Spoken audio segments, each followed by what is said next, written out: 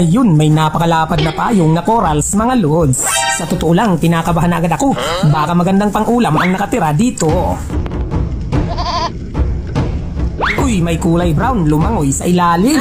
Sana ito na nga yun ang hinahanap kong masarap sa bawat. Agay, tusot! Hala, malaking lapu-lapu pala ito, mga lods.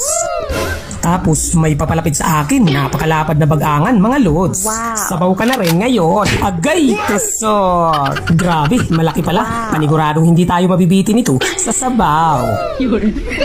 Tapos nagmamadali na ako dito makabalik sa kailaliman ng mundo, mga lods. Kasi naman napakaganda talaga ng spot na aking nalubugan ngayong gabi. Sa katunayan, pakalat-kalat ang masasarap na pang-ulam ngayon dito. O diba, nakikita nyo naman, kasasabi ko lang. Agay, tusot! Ayos talaga, malaking banggisan, pang-ihaw. Kaya naman, ang mahiwagang SWAT out mula dito sa Sikat TV ay para sa'yo. Idol Homer Gamora from Taguig City. Tapos, napakaganda nitong gasang-gasang na corals, mga lods. Alam nyo ba, maraming isda na nakaipit dito pero bawal nating pitikan. Kasi naman, madaling mabasag ang mga galamay nito. Hindi bale, mayroong malapad na payong na corals sa unahan. Grabe, nandito lang pala nagtatago ang hari sa tinola. Agay, tusot! Ano, idi-jackpot na naman dahil mamahalin ito, mga lods. Tapos talagang nakakawala ng pagod dahil puro masasarap na pang-ulam ang ating huli ngayong gabi. Kaya naman nagpatuloy na lang ako sa paglubog-lubog, mga lods. Aba teka, parang may namamasyal na pang-ihaw sa unahan. O diba, nakikita nyo naman, malaking banggisan uli, mga lods.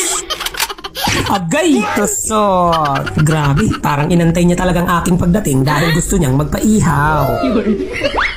Tapos may natanaw ako sa kailaliman ng mundo, mga lods. At kung tama ang hinala ko, isa nga itong pusit na mabait. O diba, nakikita niyo naman, wala siyang balak lumangoy. Agay, tusot! Grabe, naiisip ko na agad ang crispy calamares. Kaya naman, ang mahiwagang SWAT out mula dito sa Sikat TV ay para sa iyo. Idol Eduardo Parto Jr. from Balagtas, Batangas City. Tapos, talaga namang nakaka-amaze ang mga corals ngayon dito sa kailaliman ng mundo, mga lods. O, diba? Napakaganda. Kaya naman, hindi na uubos ang mga pang-ulam dito. Ayun, sabi na nga ba, mayroon na namang nakatira sa loob ng butas ng bato. Halika, labas ka kaya muna. Pag-usapan natin kung gusto mong magpaulam o ano. Grabe, mabuti pa itong isda, masunurin at napakabait. Sana all na lang talaga. Agay, tusot!